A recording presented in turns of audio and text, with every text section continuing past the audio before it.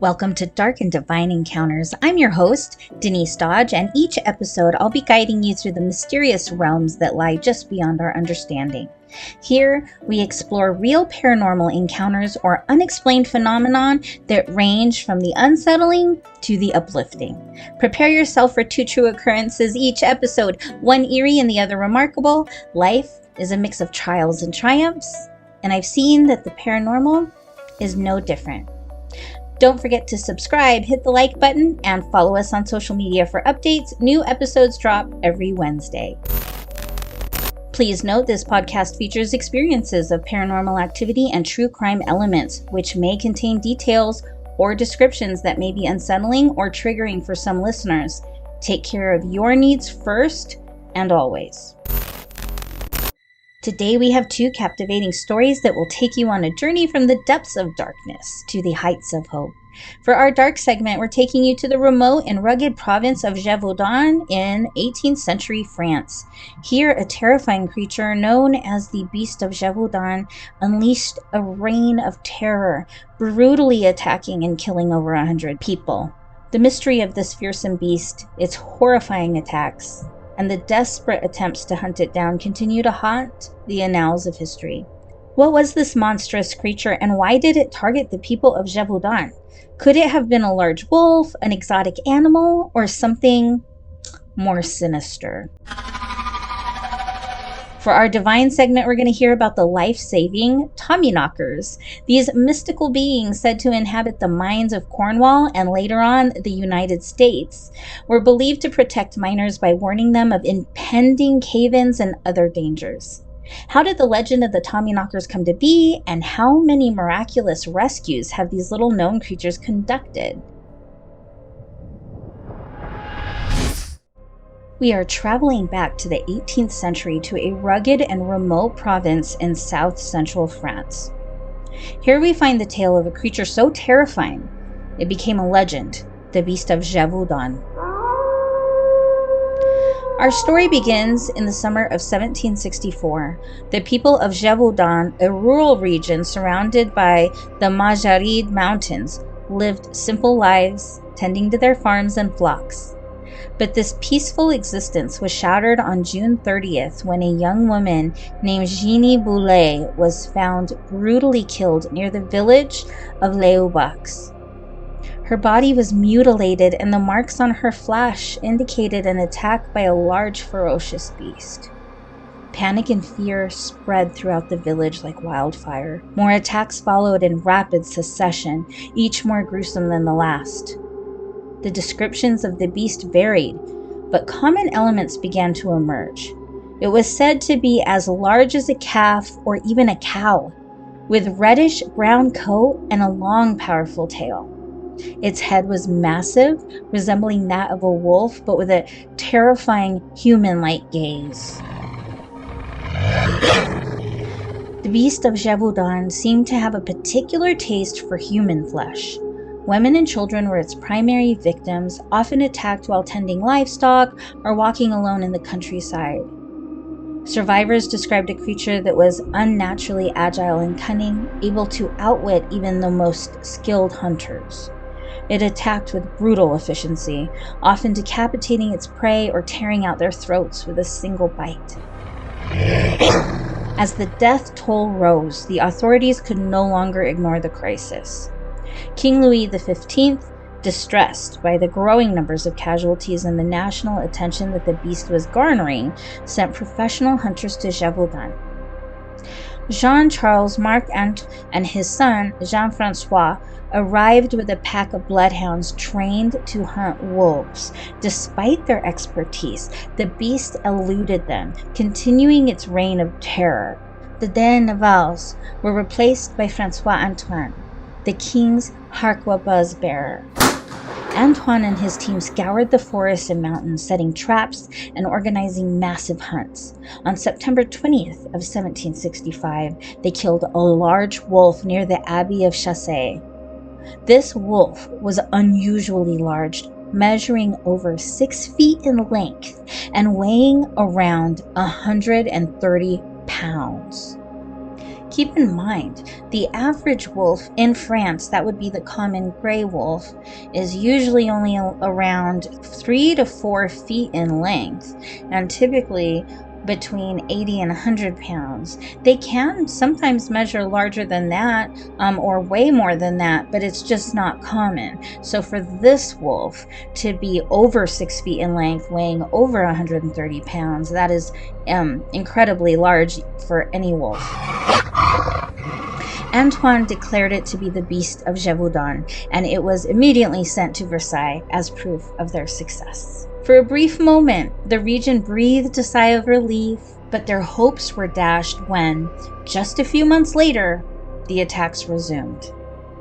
The new wave of killings bore the same gruesome marks, and it became very clear that the true beast was still at large. The winter of 1765 to 1766 was particularly harsh, and the beast's attack grew even more ferocious. Entire communities were paralyzed by fear, and the forests, once a source of livelihood, became places of dread. It wasn't until June 19th of 1767 that a local hunter named Jean Chastel finally brought an end to the nightmare. Chastel, a farmer and innkeeper known for his skill with a rifle, had joined a hunting party led by Marquis d'Archet. During their hunt, Chastel prayed and read from the Bible, believing that divine intervention would aid him.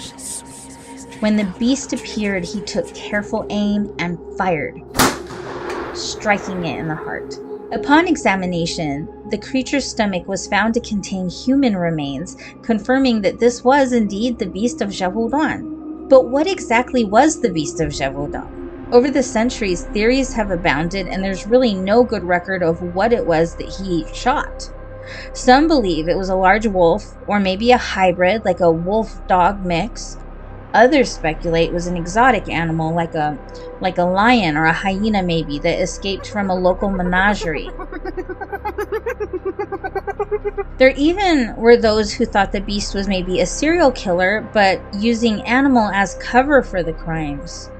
The truth remains elusive, and the real answers, unfortunately, is lost to time. The Beast of Gévaudan left a lasting mark on French history and culture. It inspired fear, fascination, and a myriad of story interpretations. To this day, the legend of the beast continues to captivate the imagination, a reminder of the thin line between civilization and the untamed wild. The Beast of Gévaudan had far-reaching effects on the region's daily life and economy. Fields went untended, livestock was left vulnerable, and the local economy suffered as fear kept people confined to their homes. The agricultural community, which relied heavily on livestock and farming, faced food shortages and financial difficulties. The constant threat of attack meant that even basic daily activities became perilous, leading to a pervasive atmosphere of anxiety and disruption. The crisis also had a significant impact on the French monarchy's reputation. King Louis XV's involvement, including sending royal huntsmen and troops, was a move to reassure the populace and demonstrate the reach of the crown's authority. However, the continued attacks, despite these efforts, highlighted the limits of royal power and brought into question the effectiveness of the king's intervention. This experience contributed to a growing sense of disenchantment with the monarchy, which was already struggling with other political and economic challenges of the time. Culturally, the Beast of Gévaudan left an indelible mark on French folklore and literature. The tale of the beast was passed down through generations, evolving into a symbol of struggle between man and nature.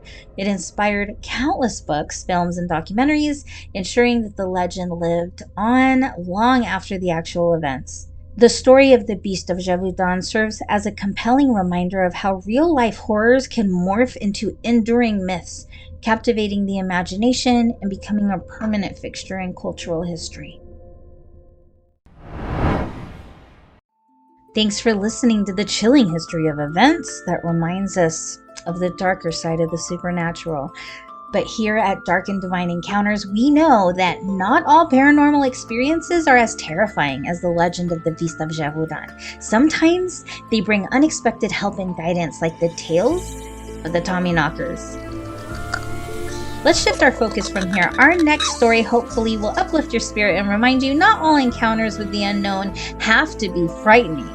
The story of the Tommyknockers is one of mysterious protectors, known to warn miners of impending danger, making it a comforting reminder of the malevolent side of the supernatural.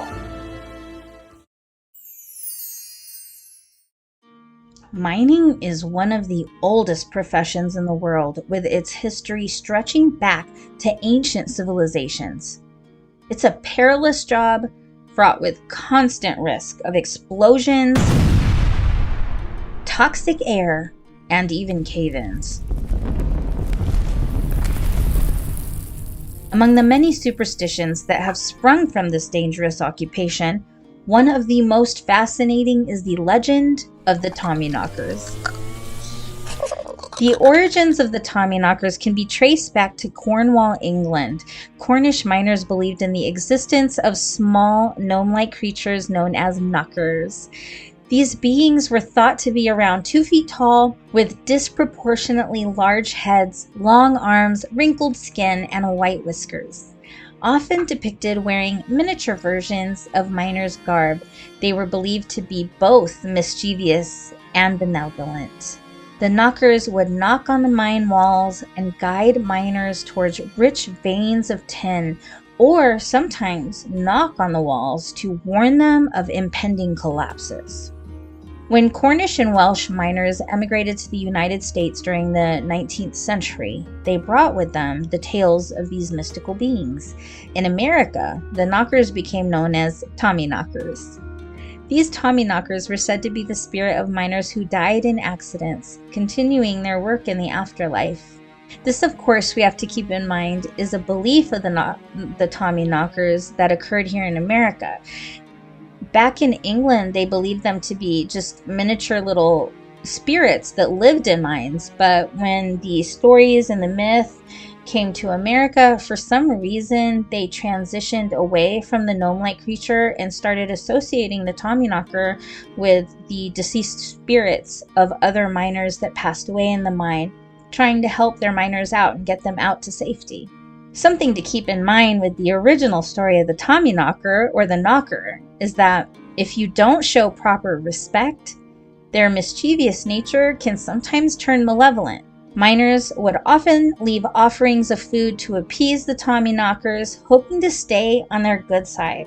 One of the most famous stories involving the Tommyknockers that also reminds us of why we should maybe leave some offerings of food or at least leave a kind word for them, comes from the Mammy R mine near Cripple Creek, Colorado. It is said to be one of the most haunted mines in the West, with both ghosts and Tommyknockers residing in its depths. According to the legend, the first incident involved a miner named Hank Bull. Hank heard what he described as the voice of a young boy coming from a newly dug tunnel. Ignoring the warnings of his fellow miners who heeded the sounds to be a sign to get out, Hank ended up venturing deeper into the tunnel, which had not yet been secured with support beams. As he entered, the ceiling collapsed and killed him instantly. This tragic event caused many superstitious miners to just decide to leave the mine and get mining work at a different place. But there were a few brave souls who didn't want to be discouraged by the warning signs given by the Tommyknockers, and they decided to continue working there. These miners reported hearing voices and whispers from empty parts of the mine. They saw shapes moving in the shadows and experienced strange accidents. Lore says when you see these incidents, you should leave an offering, but these poor miners didn't participate in the superstitious activity. One very curious incident involved a windlass, which is a device used to lift heavy buckets of ore. On multiple occasions, the bell attached to the windlass would ring, which was a signal from a miner below that the bucket was full. But when the bucket was pulled up, it was empty. The final straw of these shenanigans came on Christmas Day of 1894. The mine flooded. As miners worked to remove the water, the windlass suddenly broke, and the falling bucket ended up decapitating one of the workers. After this horrific event, they ended up shutting the mine down for good, and that happened in January of 1895. The legend of the Tommyknockers does not end with the Mammiar mine, though. There are other tales at countless mines, such as the one from a gold mine in Shropshire, where 7 miners heard knocking sounds. 4 of them heard the knocking sounds and knew to leave immediately. But the remaining 3 mocked the superstitious and dared the Tommyknockers to act. Anyone who is a fan of the supernatural knows rule number 1 is to never instigate a fight. You'll lose every time. But tragically, a cave-in occurred, and the 3 miners who stayed behind were never seen again. The survivors claimed to have seen Tommyknockers as they escaped. Now let's take a short trip to another mine, or at least another area. There are a lot of coal mines in Appalachia. Now let's take a short trip to a time when life was tough and making a living often meant working in the coal mines. Coal mining in dark conditions is still a reality for many people in that part of our country. Mining is backbreaking work. It's filled with danger, dirt, and darkness. The miners of those times didn't just face physical challenges, but they were surrounded also by legends and songs and superstitions that were passed down from the generations of coal miners before them. And they believed in the Tommyknockers too. If you ask someone in Appalachia to describe the Tommyknocker, their description is very similar to that of Cripple Creek and even the description in Cornwall. They're believed to be small, mischievous creatures or workers who work right next to the miners. They were notorious for stealing tools, food, and even lunch buckets, playing practical jokes on the workers. But despite their trickster nature, these little beings were also credited with saving countless lives. Imagine being deep in the bowels of a mine, and the only light you have is coming from your lamp, and suddenly you hear an unexplained knocking on the walls. Here I'll share with you an experience he had with the Tommyknocker. He was alone, far down in the mine, when he began to hear knocking. He was unable to identify the source, and he started following the sound up a shaft, trying to figure out exactly where that knocking was coming from. It didn't stay in one spot. It was moving, and it was moving in a certain direction, so he followed it, just out of curiosity. He made it probably 20 to 30 feet away from where he was standing when he first heard it, when suddenly there was a collapse right where he had been standing. Without that mysterious knocking keeping him curious and guiding him away from the destruction, he would not have made it out alive. The Tommyknockers became so integral to mining culture at one point that some miners refused to enter a mine unless they were assured that the Tommyknockers were on duty. Those miners knew without a doubt those knockers would have their back in any way no human can sense. The legend spread across the United States from the Appalachian Mountains and the coasts where our original miners landed when they emigrated here from Cornwall. If the lights went out or tools went missing in the mines, the Tommyknockers were blamed.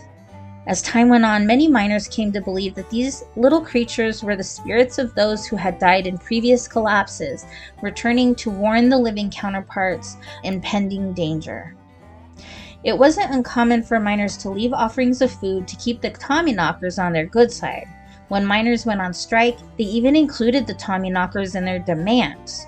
In 1956, when a mine in California was slated for closure, the miners petitioned to set the Tommyknockers free so that they too could find work in other mines. The mine owners complied, highlighting the deep respect and fear that these beings commanded. Today, some dismiss the Tommyknockers as mere legend, but even now, some miners report hearing strange sounds and experiencing odd occurrences in old mines. So, if you ever find yourself near an abandoned mine and hear a mysterious knocking or notice something missing, it just might be the Tommyknocker. keep a couple crackers in your pocket, and before you take off, leave the offering behind. So who or what are the Tommyknockers? Are they spirits of deceased miners, benevolent gnome-like creatures, or are they just a figment of our imagination, fueled by the creaking earth and the shifting rock? Who knows? One thing is certain. If you find yourself deep in a mine and you hear mysterious knocking, it's best to heed the warning and just get out quickly and safely. Something to remember is that while Tommyknockers can be helpful, they demand respect.